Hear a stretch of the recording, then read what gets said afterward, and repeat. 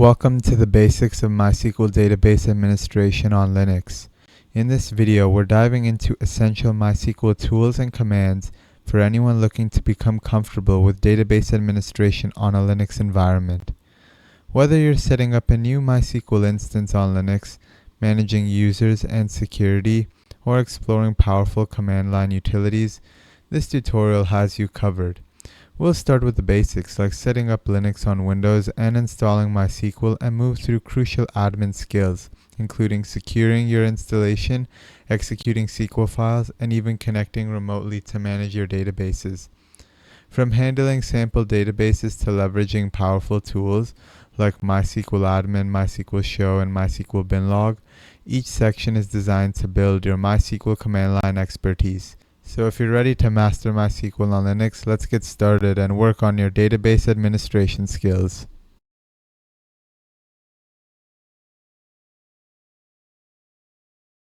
In this video, we'll show you how to install Ubuntu on your Windows machine using WSL2. You'll be able to run Linux commands seamlessly alongside Windows. First, let's enable WSL2 on Windows. Go to search and type turn Windows features on or off. Expand this. Next, we will select Windows Subsystem for Linux and Virtual Machine Platform. We will click OK.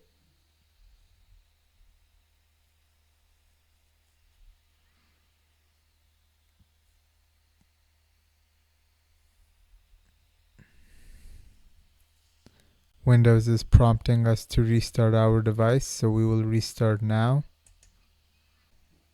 After the restart is done, we will set WSL to use version 2 by default.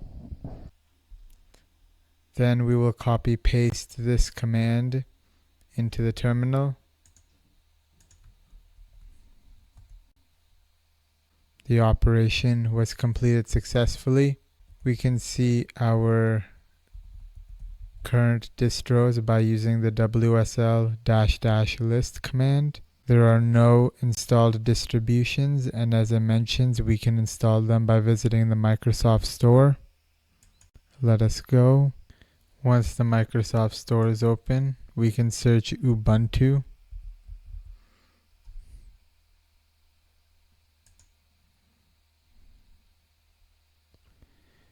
We can download Ubuntu from here. Click Get. Once that is finished, we will click Open. So we got this error, distribution failed with this error.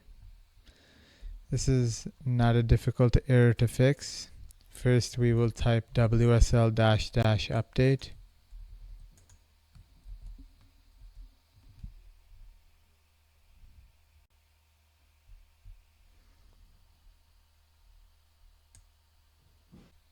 Then we will install Ubuntu with the command WSL-install distro Ubuntu.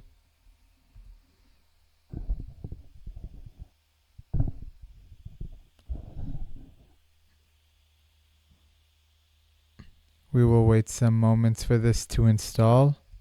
We are prompted to give it a new Unix username. I will give it the name techm.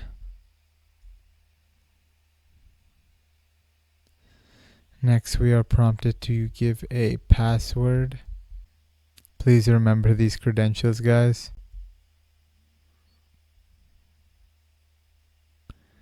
Now we are logged in as user techm and we can now use Ubuntu on Windows. We can check the version of Ubuntu with this command.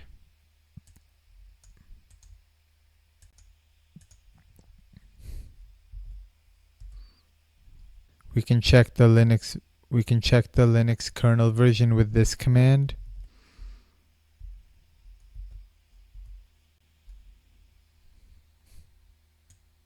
We can update package lists with this command.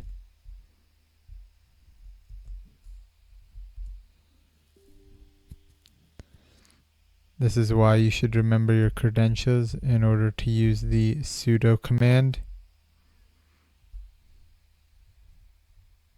So that's it. You've successfully installed Ubuntu on Windows using WSL2. Now you can run Linux commands right from your Windows machine. If you found this helpful, make sure to like and subscribe, and I will see you in the next video. Thank you and have a great day.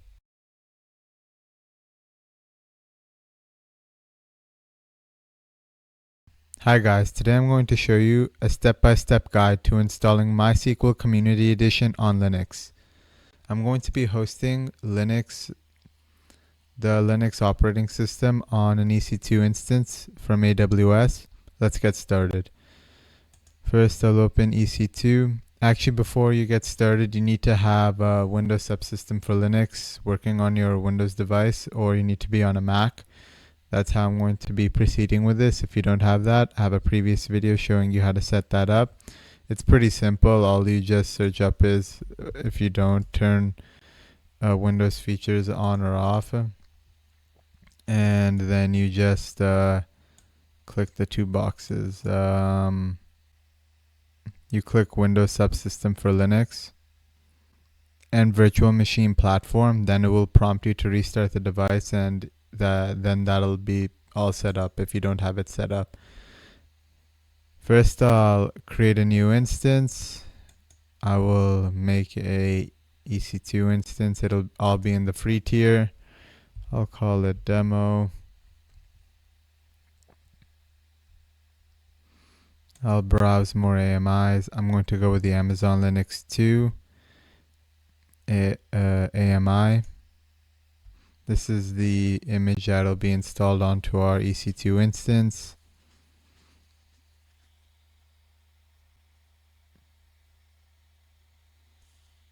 It will be imitating a CentOS, Red Hat, Enterprise Linux operating system. For the key pair, just for demonstration, I might as well just make a new one. I'll call it whatever I want. I'll just call it key 5.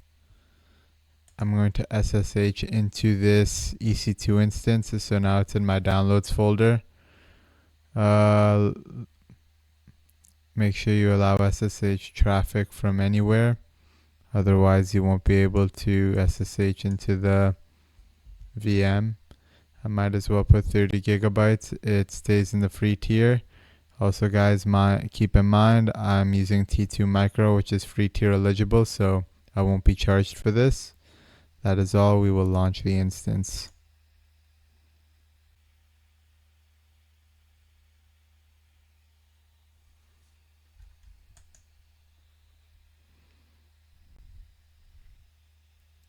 The instance is running. Now I will open up a new terminal.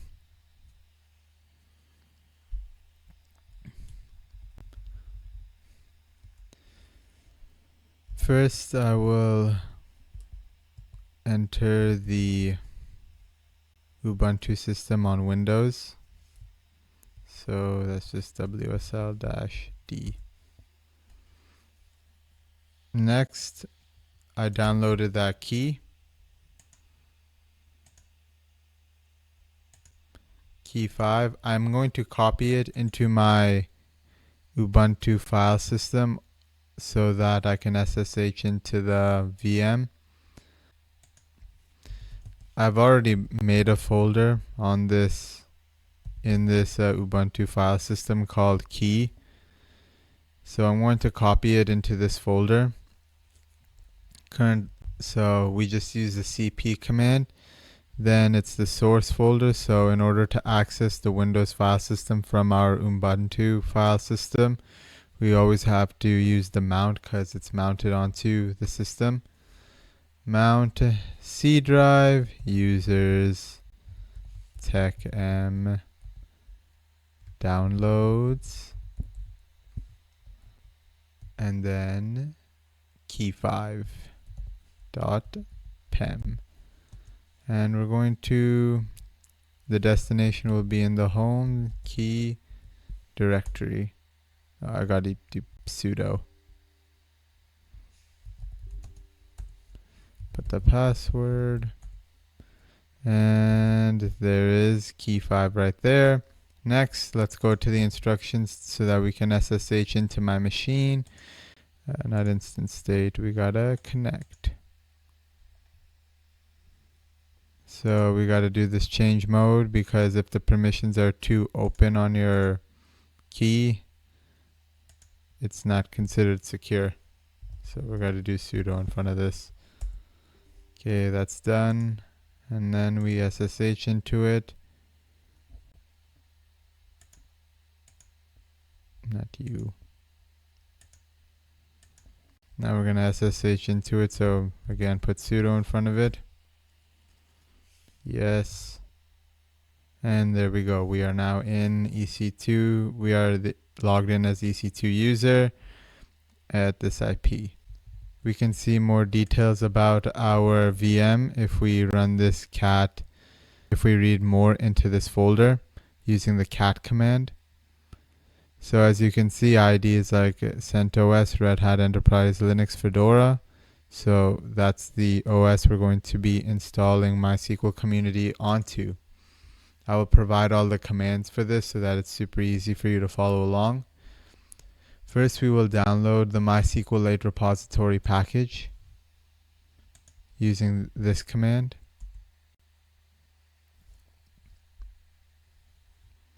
Next, we will install the MySQL repository locally. Sudo yum local install MySQL community release. Yes. It is complete.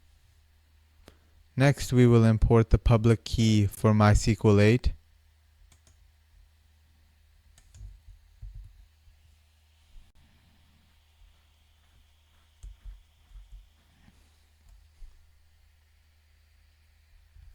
Next, we will install the MySQL server.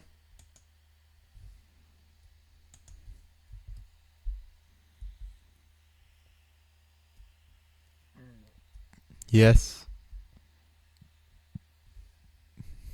Yes.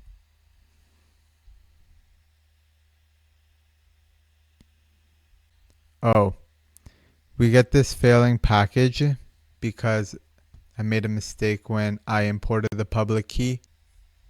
Here I put 2022. You want it to be 2023.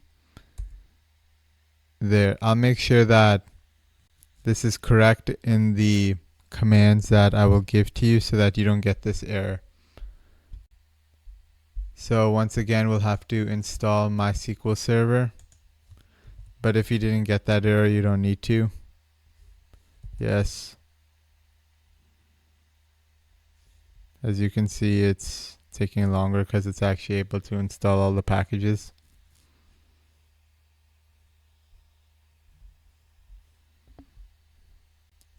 And we got the complete message this time, no message of failures.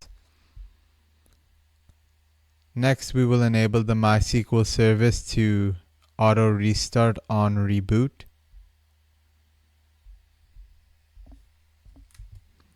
Systemctl enable MySQL daemon service. Next, we will start the MySQL service.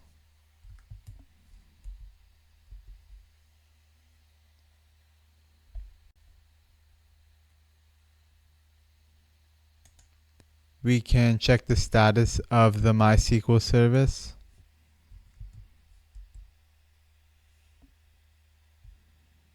There you have it. It is running.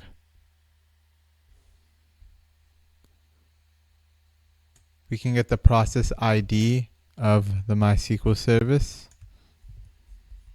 There it is, 3C3635. We can see if we are listening for connections on port 3306. You should, if you don't know, port 3306 is the port MySQL uses. We are listening for connections. We can list all of the files being used by the MySQL user. all of these files are being used right now by MySQL. So we can clearly see it is running. And that concludes our step-by-step guide to installing MySQL 8 Community Edition on Linux. Thank you for watching. If you found this helpful, please like and subscribe, and I will see you in the next video. Bye.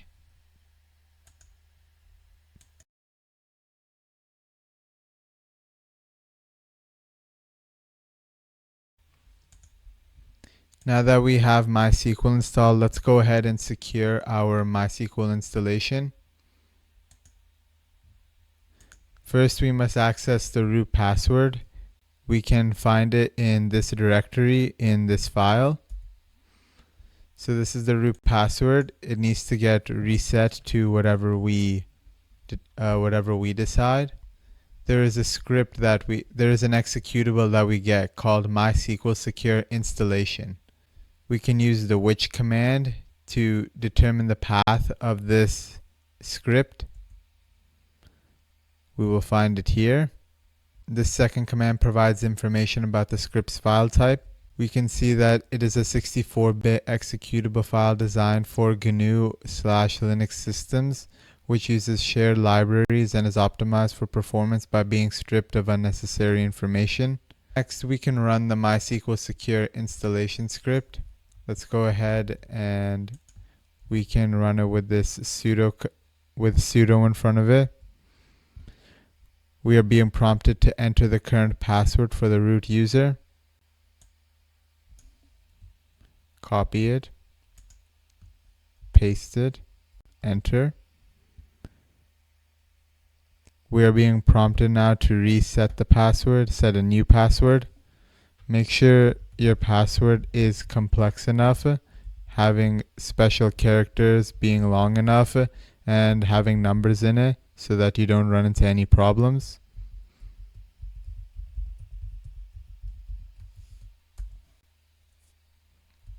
Let us confirm it.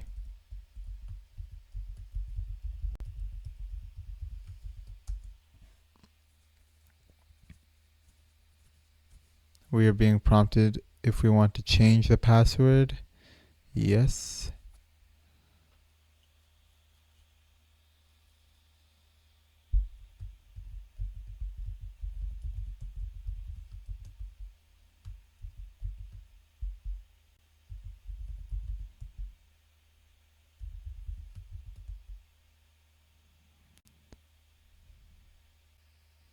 Yes.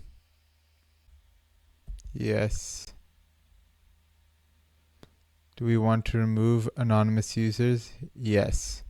Do we want to disallow remote root login? Yes. So this means that I can't log in as the root user from another device, which is better for security. Do you want to remove the test database? Say yes. Do you want to reload privilege tables? Yes. Now we are all done. Let's go ahead and log into MySQL to verify if we can access it. So we will do MySQL. Host is going to be localhost because we're logged into the device having the MySQL installation. User is root, and we can just put password like this and we will be prompted for it. And there we go. We are in. Let's go ahead and do a quick select statement to retrieve and display the hostname, server ID, and version of the MySQL server and confirm that it's running correctly. So we will do hostname, server underscore ID, version. This SQL command retrieves and displays the hostname, server ID, and version of the MySQL server, confirming that it is running correctly. There's our hostname, server ID, and version. And there you have it. That is the tutorial on securing your MySQL installation. If you found this video helpful, please like and subscribe for more tutorials, and I will see you in the next video. Bye.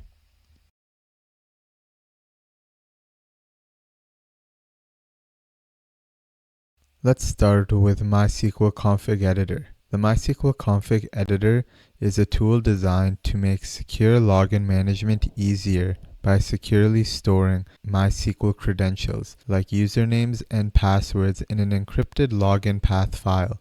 This way, you don't have to enter passwords manually each time you run a MySQL command, which not only saves time but also enhances security by keeping your credentials protected. Now let's talk about some of its key features. First, secure storage.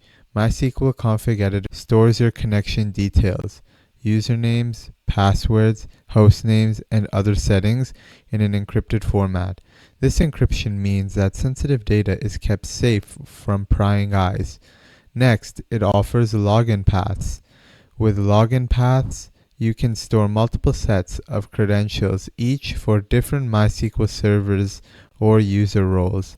This is particularly useful if you work with different environments like development, testing, or production, where each one has its own unique credentials. And lastly, easy setup. Using MySQL Config Editor is simple. With just a few commands, you can add, update, or delete login paths as needed. This simplicity makes it easier for new users to start using it and for experienced users to manage different sets of credentials with minimal hassle. Overall, MySQL Config Editor is an effective way to streamline the MySQL access by enhancing both security and convenience.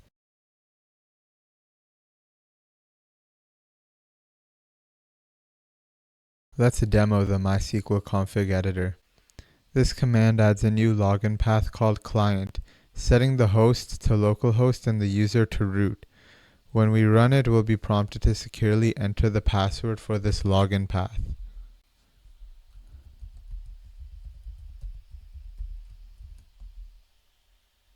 This command displays all the saved login paths without showing passwords, so you can easily review the stored connections.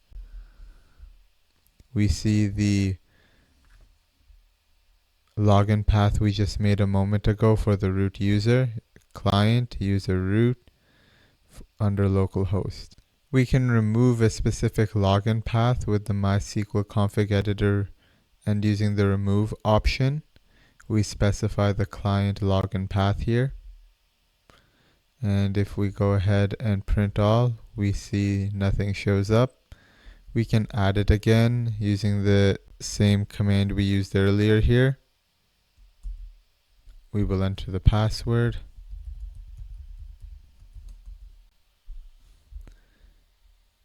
Now let's test if our configuration works. We will type MySQL, and there you have it. We were able to log into the MySQL shell without having to enter our credentials. Let's select the current user, and we can see we are logged in as root at localhost, which is the configuration. We set up the configuration for the root user. So MySQL Config Editor streamlines secure MySQL access by storing encrypted login paths, saving you time, and protecting sensitive credentials. It is an essential tool for managing multiple MySQL environments with ease and security.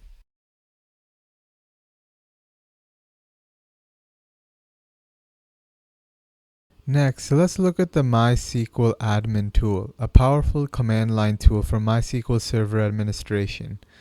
MySQL Admin is specifically designed for managing MySQL servers and handling some essential tasks, all from the command line. It helps you manage and monitor MySQL databases more efficiently, and it is especially useful for tasks like checking server status, controlling the server, and even managing users and privileges. One of its main benefits is the server monitoring. With MySQL Admin, you can easily check the server's uptime, active threads, and general activity. This is great for keeping an eye on server health. Another key feature is basic database operations. You can create new databases or drop databases that are no longer needed, all with a simple command. Additionally, it has options for user and privilege management. For example, you can set or change a MySQL user password, reload privileges, and adjust permissions for users as needed. For server control, MySQL admin lets you start, stop, and even restart the MySQL server remotely, which is really convenient if you don't have direct access to the server. Now here are some examples of common commands you might use. To get a quick view of server status, you can use the MySQL admin status, which shows you information like uptime, thread count, and query statistics. For database creation, the MySQL create lets you make a new database in just one command. The flush privileges command is essential after making user changes, as it reloads the privilege tables without restarting the server. And for password management, you can set or change the MySQL root password with the command MySQL admin, then specify the user's root, and then the password is the new password. MySQL admin can boost efficiency when working with MySQL databases because it saves time by giving you a direct control via the command line. It also is perfect for automation, as you can script a lot of these commands to handle recurring tasks automatically. MySQL admin is a great tool to know if you're working with MySQL databases, helping you simplify monitoring and routine administration tasks.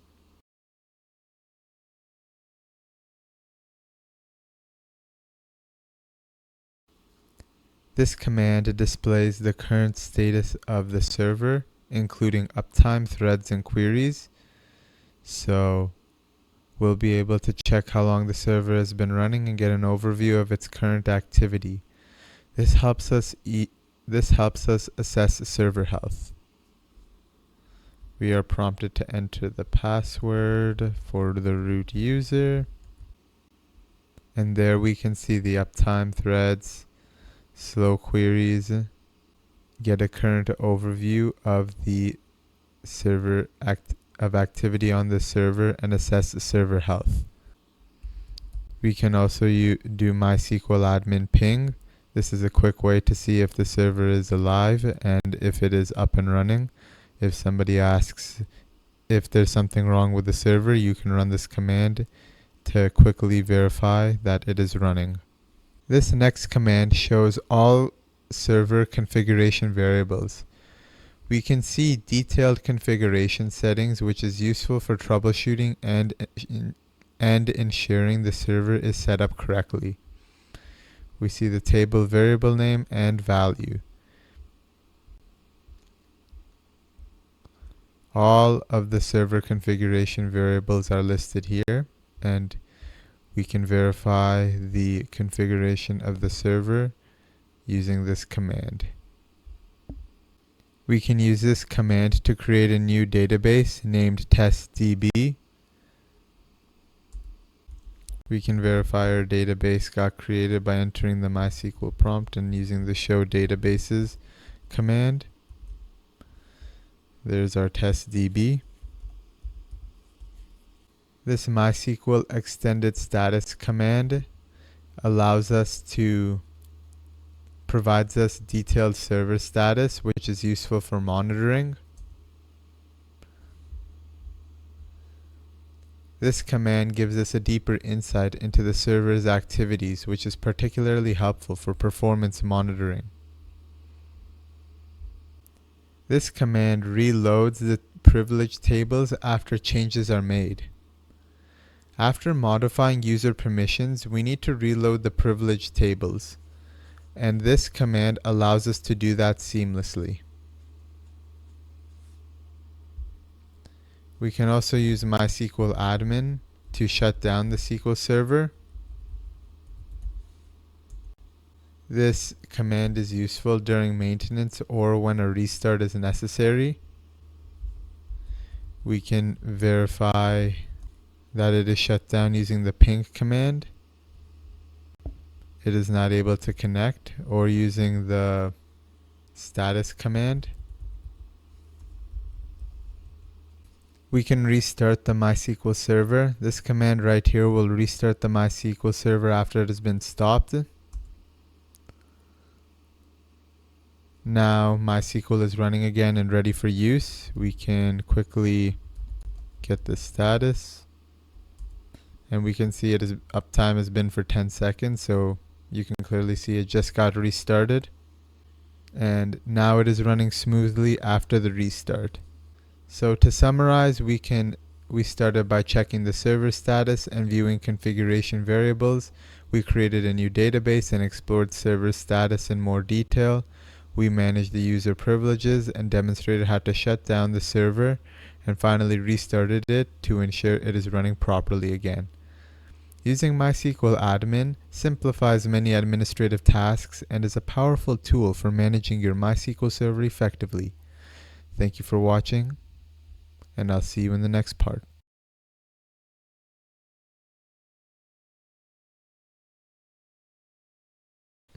I want to look at the different ways we can execute SQL files in MySQL. So the first method is using the MySQL shell itself. You can execute a SQL file by using the source command, so source file.sql, or using the \file.sql command. This method is straightforward for running SQL scripts interactively in the MySQL shell. The second method involves running the MySQL client program from the command line. You can accept a .sql file as input by using the following syntax, and this approach is useful for running SQL scripts non-interactively and can be automated in batch processes. The third method is creating a shell script. You can write a script that executes a SQL file, and an example command in your script might look like this, as shown in the slide. In this case, the $1 represents the first argument passed into the script, allowing you to run different SQL files by simply providing the file name when executing the script. Finally, we have the pipe method. This allows you to use a command like cat filename.sql and then pipe it into the MySQL. And by using the cat command, you can pipe contents of the SQL file directly into the MySQL client. This method is handy for quick execution without having to modify the MySQL command directly. These four methods provide flexibility for executing SQL files in MySQL. Depending on your workflow and environment, you can choose the one that best suits your needs.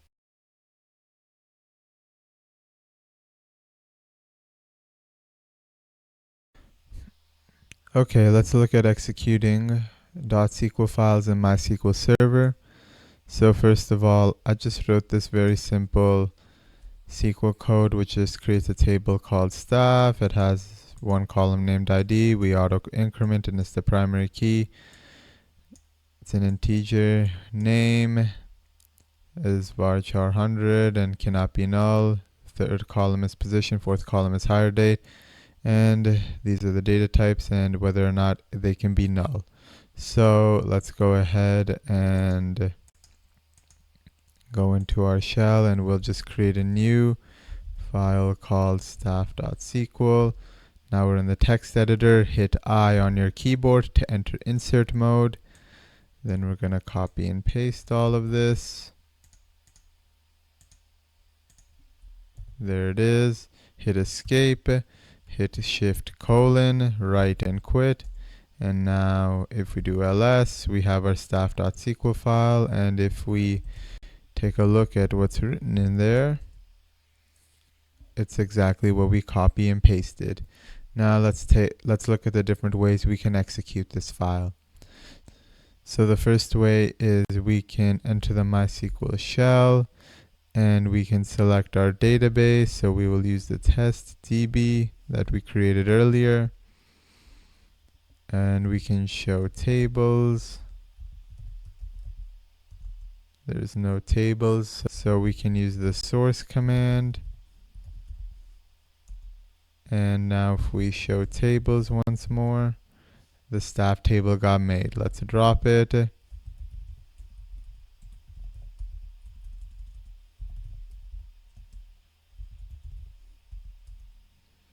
Show it again. There it is. Now we can also do \dot staff.sql, and that will also create the new table. Let's drop it. Next, we can exit, and we can also execute our SQL script using the MySQL client program. So we will do MySQL, specify the host, specify the database, and input the file.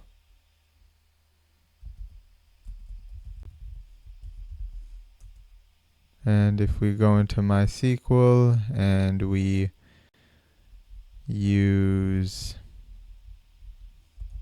testdb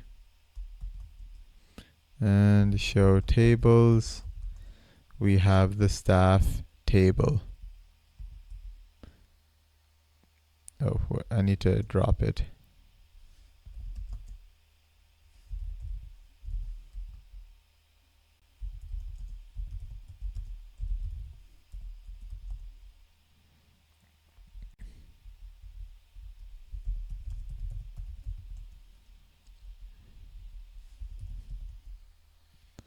Next, we can write a shell script to execute our SQL script, and we would input the SQL script into the shell script. So let's go ahead and make a script called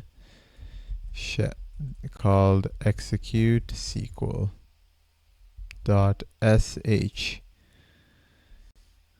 Hit I to enter insert mode. We will do the MySQL command. Host will be localhost. The database will be the testdb, and we will input a parameter. This will be what we input from outside. So that is all there is to our shell script. We will hit escape, shift : right quit. Now you will see our execute SQL shell script. We can read it quickly. There's our one command. Next, let's change the mode on this to make it executable.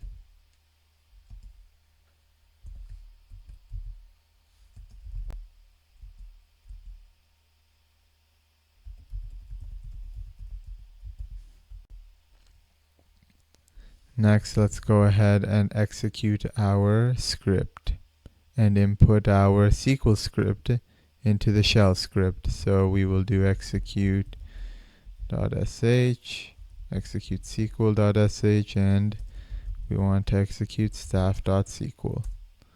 Now if we go to MySQL and we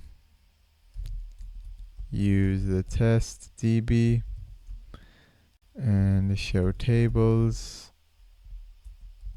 our staff table is there.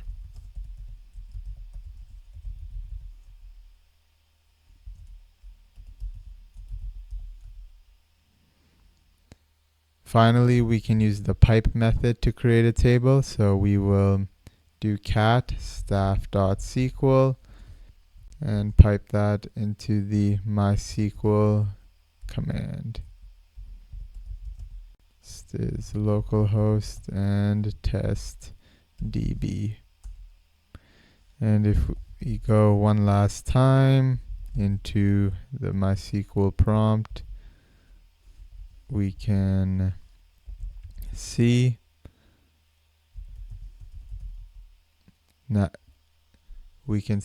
our staff table is created. So those are the different ways we can execute a SQL file in MySQL.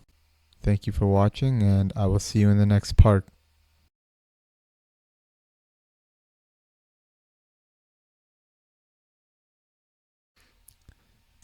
In the last tutorial, we looked at how to execute SQL commands that have been written out in a SQL file, but what if we want to execute a SQL statement from the command line? Well, we can do that.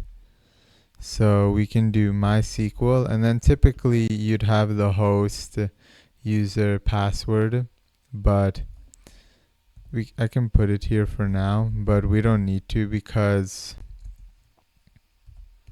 we already configured the root user using the Mysql config admin tool earlier. So it will take the credentials automatically. And then we can use this -e flag to execute SQL commands from the command line without having to execute them from a file. And then we would just do something like show databases.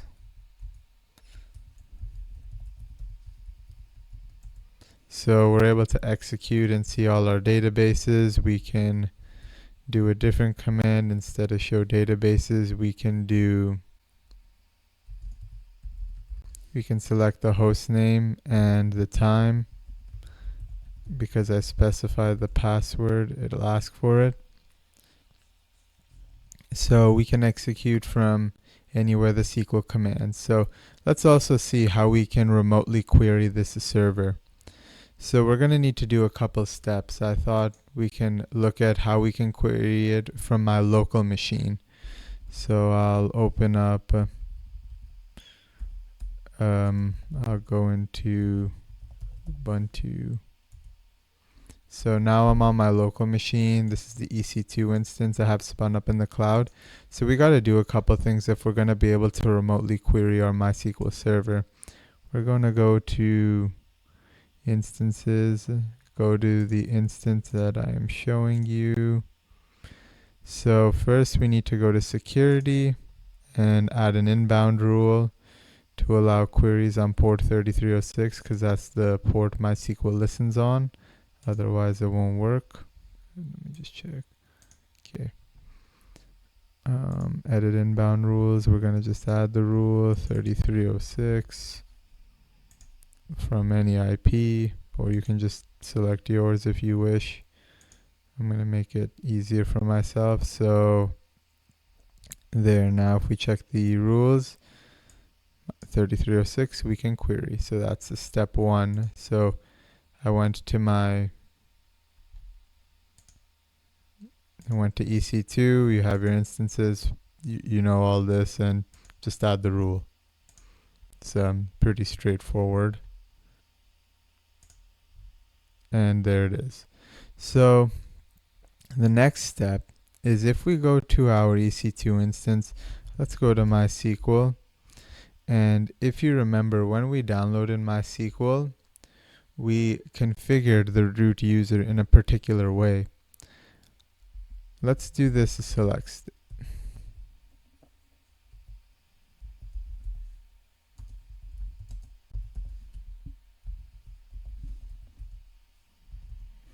So we configured the root user in a particular way. So this root user that we are always using can only log into the from the local host.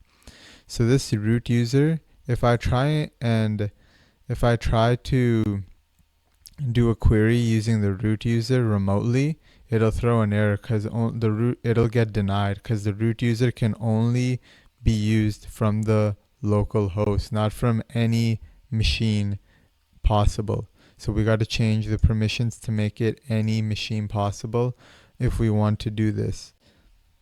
So just to show you, we can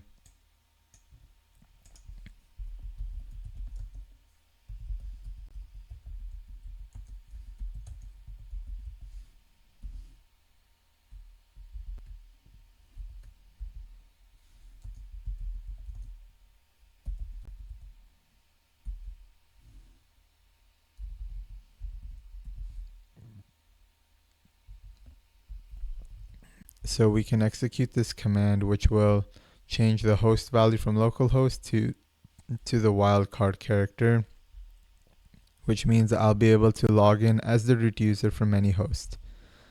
Okay, now let's take a quick look. There. Now we can, it's this. Now we need to flush privileges to update all the changes we've made. Otherwise, it might not work when we do our query.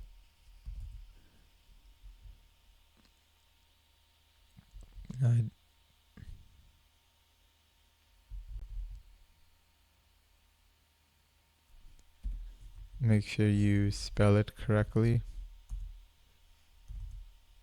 There you go, and let's just do one more select statement of, so root can log in from any host. Now quickly on our local machine, we can install MySQL Server just so that we have the MySQL shell tool. So this is pretty simple.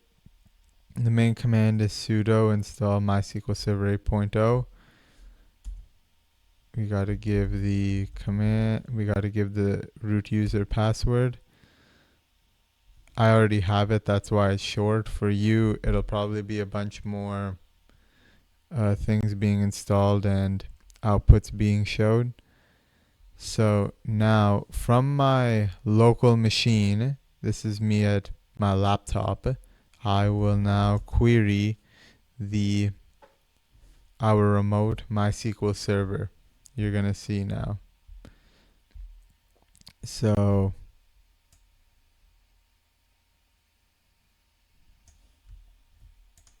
we're gonna do MySQL -h, and now here we need to give the IP address of the host. So our IP address is this, 18.188.137.139, 18.137.139, and then we will log in as the root user, password, and we will just do the command show databases.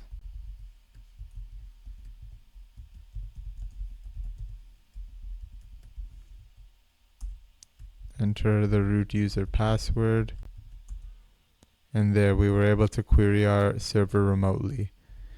We can do that previous one that we did earlier just to show you. We can select the host name and the current time.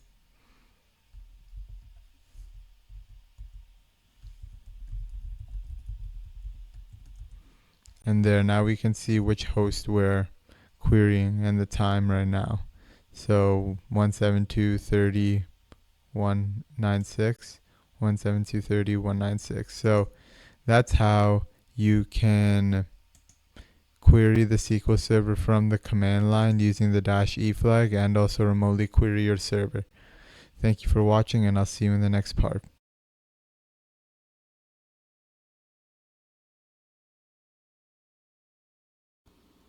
Next, let's talk about MySQL Import, which is a command line tool in MySQL that simplifies importing large datasets directly into tables. Think of it as a way to bulk load data, especially from text files like CSVs, without writing complex SQL scripts. First, let's talk about what MySQL Import does. It is similar to the load data in file SQL statement, but it is specifically designed for loading data quickly from files into MySQL tables.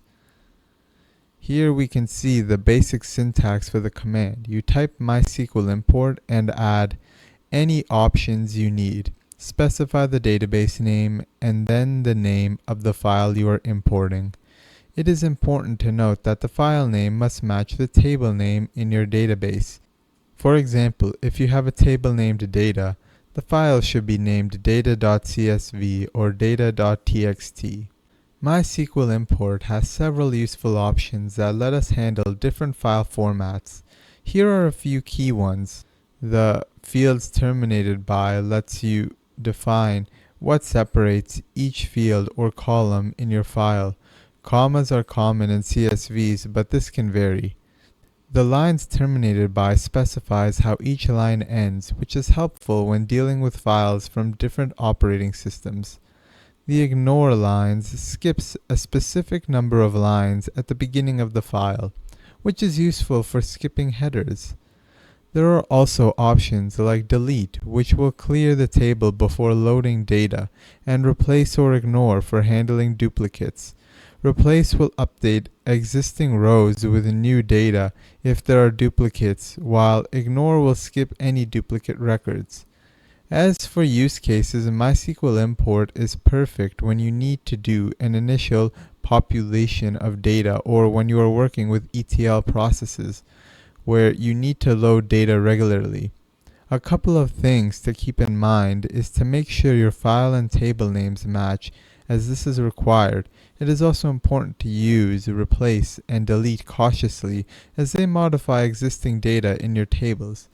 And that's a quick overview of MySQL import. It's a powerful tool for anyone working with large data sets in MySQL, especially if you need fast and efficient imports.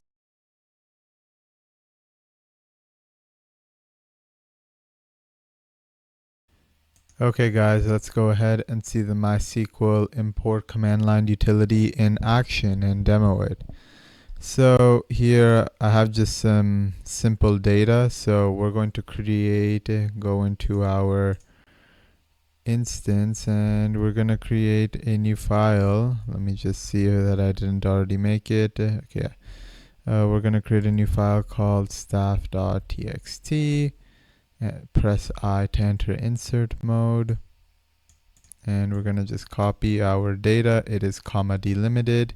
And we're going to make this table with ID, which will auto increment, name, position, salary, and they are all going to be, we're going to input the data into these three columns and the ID is going to auto increment. So let's see how that happens. So let's copy paste this, copy it, and we're in insert mode already. So we paste that here, hit escape, shift colon, WQ, we exit, and now we can see and we can cat into it. And there's our data. So next you might just be thinking, okay, if we go into MySQL and we use show databases and we use the test DB and show tables, and we're going to drop table staff and show tables again, and okay, we'll just exit because we're going to remake it.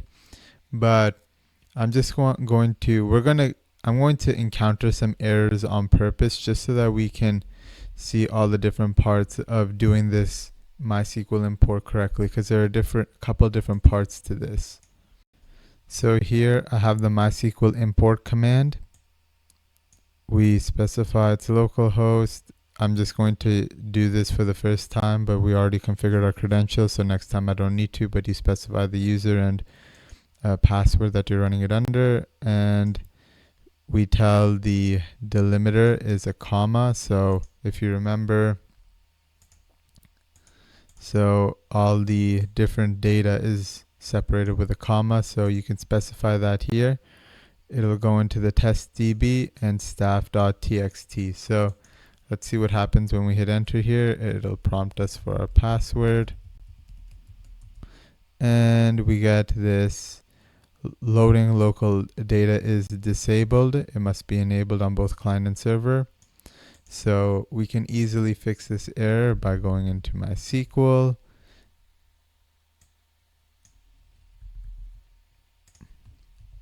We will run set global local in file equal to 1 if the local capability is disabled on either the client or server side.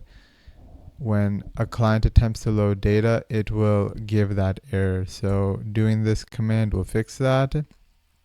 Now let's exit. Now let's try running our import command again, but this time I'll get rid of the -p so it doesn't keep asking me. I don't even need the root user, so I'll just make the thing a little shorter, and I don't need the local to make it a little shorter and easier to read. Let's go ahead and hit enter. So table testdb.staff doesn't exist. As I mentioned, you must have a table name with the exact same name as the file that has the data you are importing. So let's go ahead and make that staff table I showed earlier. Let's go ahead, MySQL, and use testdb, show tables. I deleted the staff table from earlier. Now let's go ahead and execute this and make our new staff table. There it is, show tables, staff. So next, let's exit and run our command again. Now we have our table, so that error shouldn't come again. 1290. So MySQL is running with the secure file privileges option, so it cannot execute the statement. So let's take a closer look at this variable. So let's enter MySQL. We can use this to show variables like secure file privileges command to see how this variable is configured.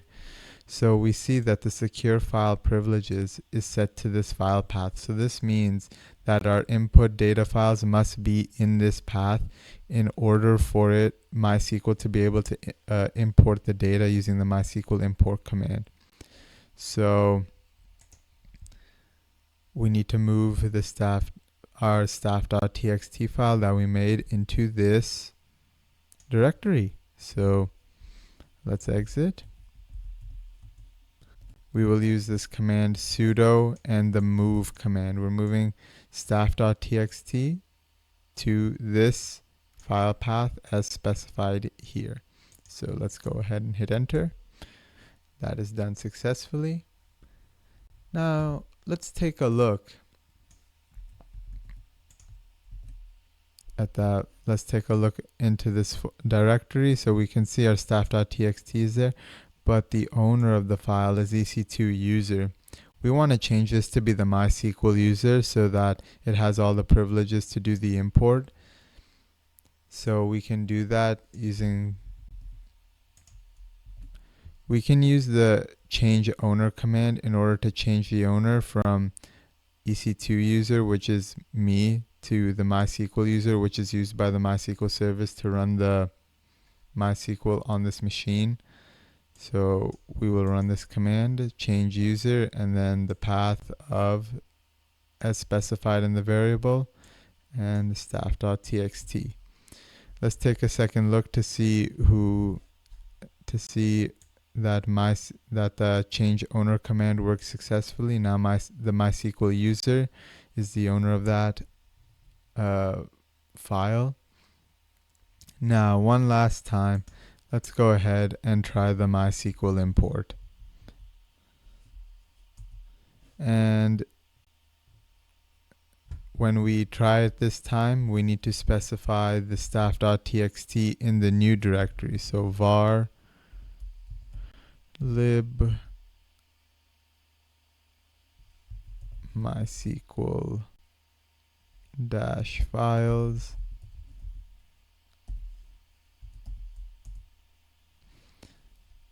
and now we get a new error. So as you can see, it doesn't make sense. So the data wouldn't perfectly, if we go into MySQL and we use testdb,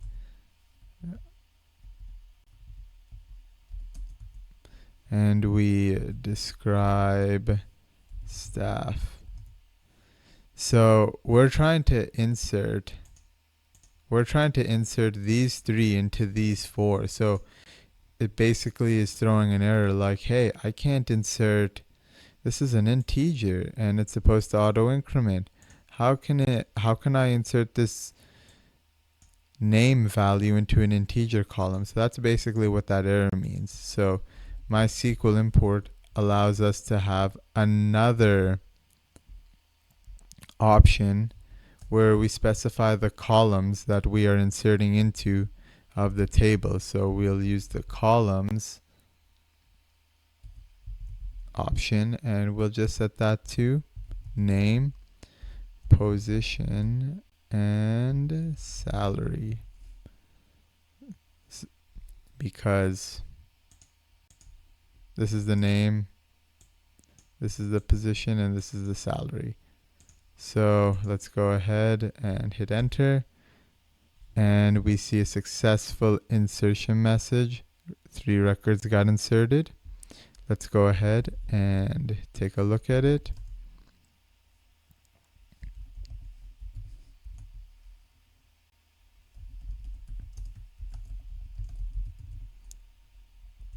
And there we can see all of our data. So in this demo, we demonstrated how to troubleshoot all the issues you can get when using the MySQL import. We demonstrated how to use the MySQL import efficiently to import data from a text file into a MySQL table and specify the target columns. This flexibility allows us to control the import process, and it's very good to know. It's very important to know how to use this. It's very common in ETL processes. Data is always coming in CSVs and needs to be imported into the database. So thank you for watching, and I will see you in the next part.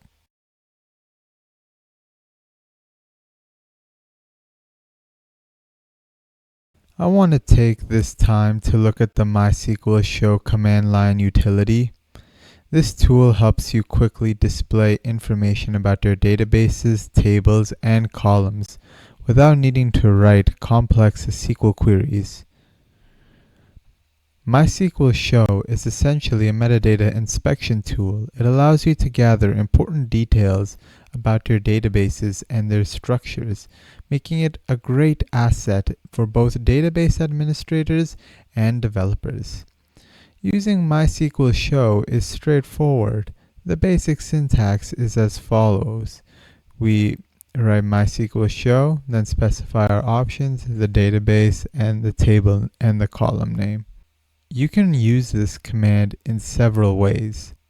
Running MySQL Show by itself will list all the databases in your MySQL server. If you want to see the tables within a specific database, you simply run MySQL Show data and then the database name. To get the details about the column in a particular table, you can run MySQL Show and then specify your database and table. MySQL Show also comes with several options to enhance its functionality. The U option allows you to specify a MySQL username. The P option prompts you for a password if required. The status option will show you the server's status. And using verbose provides more detailed information about the tables and columns. Let me give you some quick examples. To list all databases, you would simply type MySQL Show.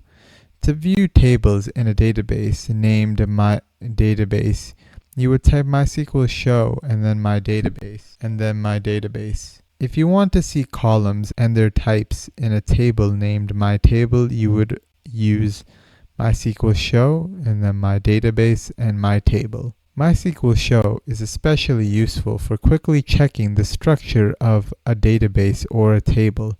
It helps you understand data types and column attributes at a glance. This makes it an efficient tool for managing your databases.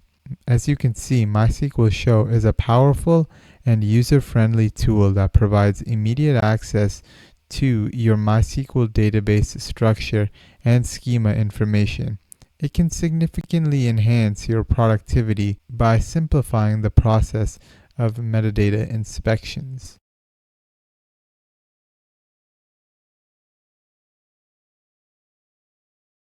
Let's go ahead and see how to use MySQL Show in this demo. So, as always, you can use the -help flag to get all the documentation for this command.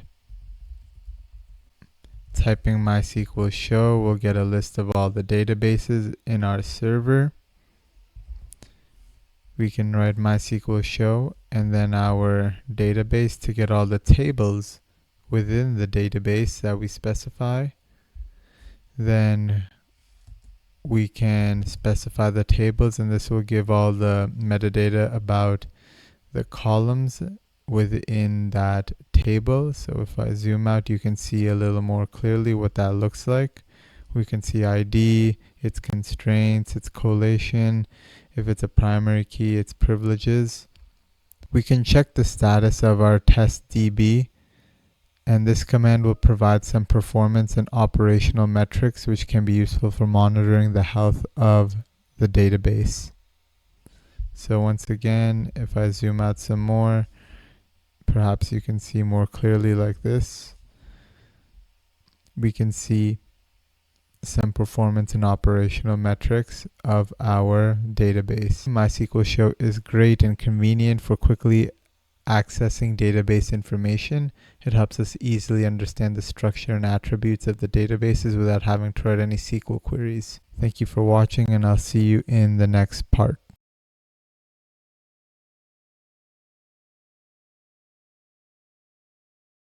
I'd like to bring our attention next to the MySQL time zone info to SQL command line utility. This tool is essential for managing time zone data in our databases, which is particularly important for applications that operate across different regions. First, let's discuss the purpose. The MySQL time zone info to SQL utility converts time zone data from the IANA time zone database, also known as the OSIN database, into a format that MySQL can utilize. This is important for setting up the time zone tables in MySQL. Why do we need this? Accurate timekeeping is vital in applications that deal with dates and times. Without proper time zone data, we risk misinterpreting local times, failing to account for daylight saving changes, and not reflecting historical time adjustments accurately. Now let's look at how it works. The utility reads time zone data files that are typically located in the user share zone info directory on Unix-like systems. It generates SQL statements that populate MySQL's time zone tables, including the time zone name, and time zone transition. In order to use MySQL time zone info to SQL, you would typically run a command from the command line. For example, you would write out the command line utility MySQL time zone info to SQL, then the directory then the zone info directory, and pipe that into the MySQL command. So this would convert all time zone data and import it directly into the MySQL database. And after populating the time zone tables, you can set the time zone for your MySQL session or globally. It is crucial to regularly update your time zone tables to keep them synchronized with changes in daylight saving rules and other adjustments. In addition, we should always aim to use more specific time zones that are available, such as America or New York time, instead of general designations such as Eastern Standard Time, in order to ensure accurate timekeeping. The MySQL time zone info to SQL command line utility is an essential tool for managing zone data in MySQL databases. Proper configuration is vital for accurate date and time handling in applications that function across various time zones. Now let's jump to the demo.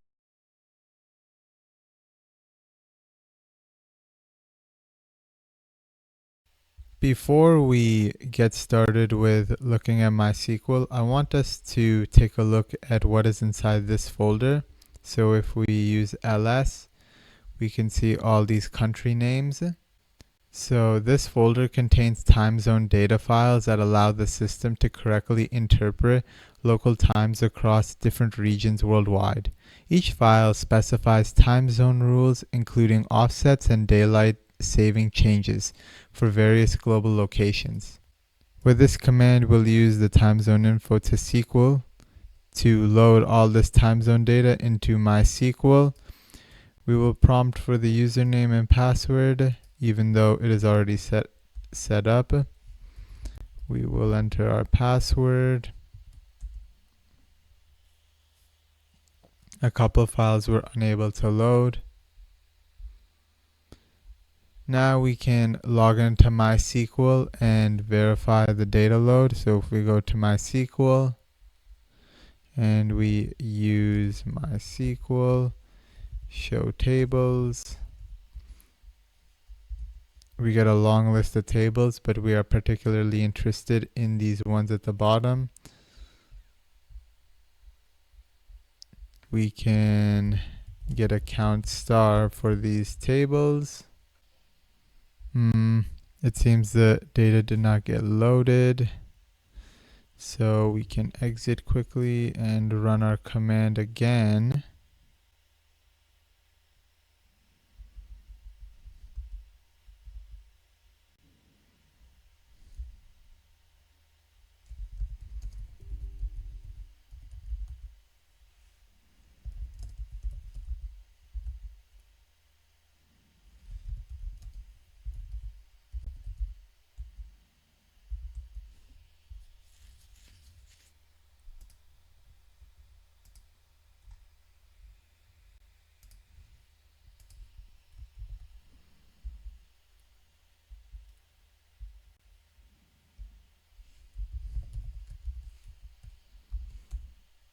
Okay, now this time it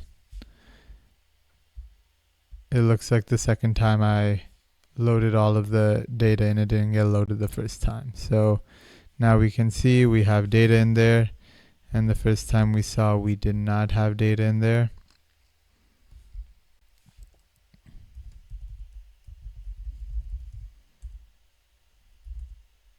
And the data has been loaded. So to wrap up, we've successfully loaded the time zone data into Mysql and verified it by querying the relevant tables. This setup ensures our databases can handle time-based calculations and conversions across different regions.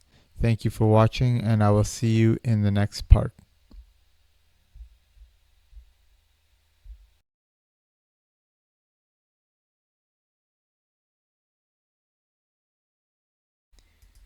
In this part, I'll show you how to download and set up a sample database in Mysql called the World Database.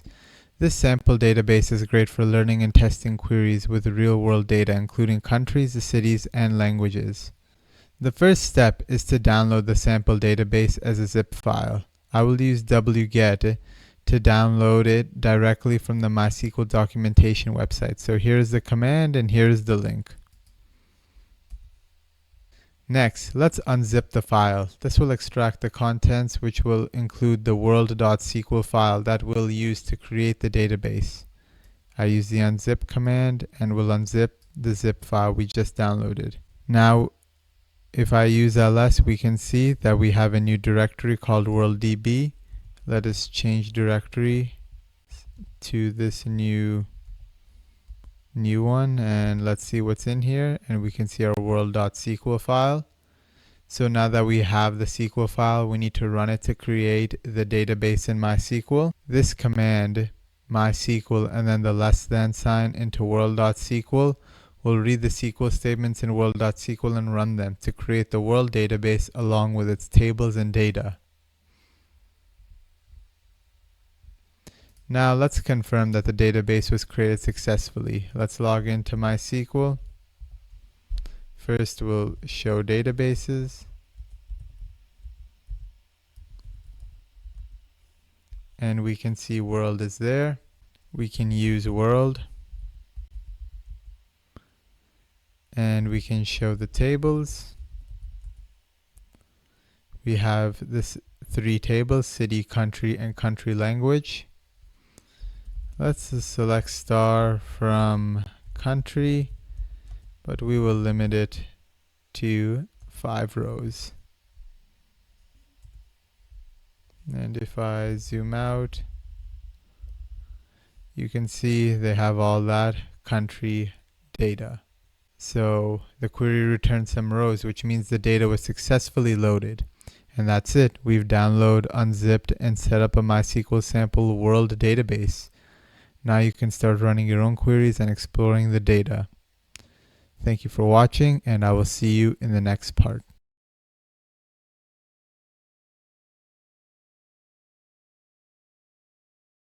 Finally, I'll introduce you to the MySQL bin log utility, a command line tool in MySQL that plays a crucial role in database replication and recovery. What is MySQL bin log? MySQL bin log is used to read MySQL's binary log files. These logs record all changes to database data, like inserts, updates, and delete operations. Its main uses are in replication, where these logs transfer data changes from a primary server to replicas, and in data recovery to help us restore lost or corrupted data. Why use MySQL bin log? Binary logs are important in two main scenarios: replication support. For MySQL replication setups, MySQL bin log helps transmit changes so that replica servers stay up to date. And the second reason is point-in-time recovery. After a disaster or data loss, MySQL bin log lets us replay logs up to a specific time, restoring our data to that exact point. Next, let's go over the key features and commands. First is read events. The simplest way to use MySQL bin log is to read binary log events and make them human readable. Next, let's look at how it is used in data recovery. With MySQL bin log, we can replay transactions to recover data up to a specific point in time. After restoring an earlier backup, we can pipe MySQL bin log output directly into MySQL to apply the events in the binary log. For example, the MySQL bin log, and then we look at the bin log file 1, and then we pipe that into MySQL and we specify the database, would apply changes recorded in log file bin log 1. Some important considerations to make is the permissions. Accessing binary logs requires proper privileges. Next is storage management. Binary logs can accumulate and take up space, so it is essential to manage them regularly. Third is binary logging setup. Remember that the log_bin needs to be enabled in the MySQL configuration, or the binary logs won't get created in the first place. MySQL bin log is a powerful tool that plays a major role in MySQL database management, replication, and recovery. It is especially valuable for point-in-time recovery and for keeping replica servers synchronized in the production environments.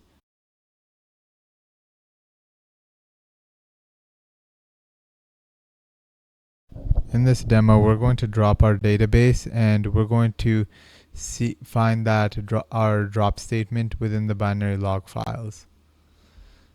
So first, let's enter the MySQL shell and let's see that binary logging is enabled. You need to make sure that it is enabled in order for the logs to be saved. So we can use this command, show variables like log_bin. So it is on, and the binary logs will go to this directory in our EC2 instance. Next, we can use the command show binary logs to see all the logs. So currently we have 3 log files. Next, we can show databases. Let's go ahead and drop our world database.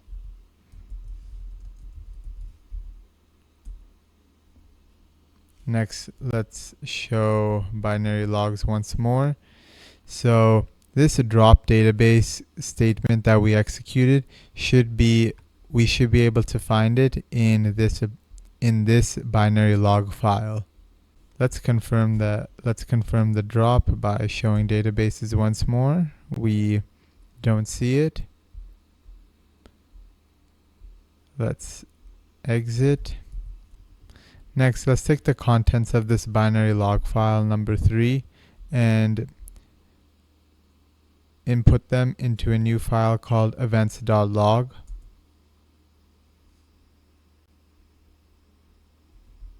Oops,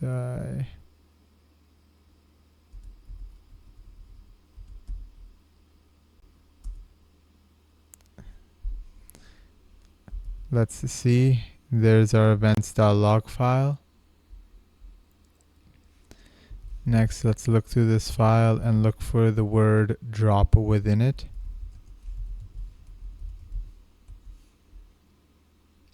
And there we see several drop statements. We find our drop database world most importantly. So as you can see, the log file keeps track of all of our inserts, updates, and deletes that we do, and it would allow us to roll back changes and also replicate our changes to another server. This command will look for the drop keyword but also show 4 lines before and 5 lines after the statement. So we can see a couple lines before the drop and a couple lines after. So this is how MySQL keeps track of all of our actions on the server. As you can see, MySQL binlog is a powerful utility that enables precise data recovery and supports replication by allowing us to view, filter, and replay binary log events. This tool is essential for maintaining data integrity and ensuring smooth recovery in MySQL database management. Thank you for watching. Please subscribe, and I will see you in the next video.